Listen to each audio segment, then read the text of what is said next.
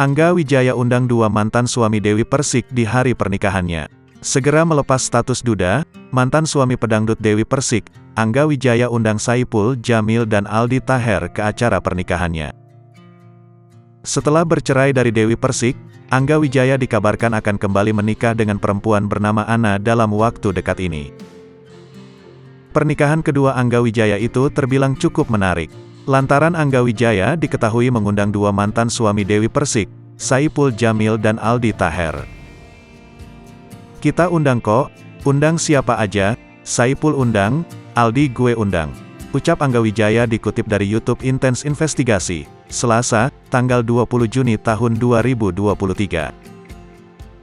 "Gue kan gak tahu mereka sibuk atau enggak, yang pasti udah gue informasikan. Kalau mereka nggak datang bukan sesuatu yang membuat gue kayak gimana gitu. Itu gue kembalikan ke mereka," ungkapnya.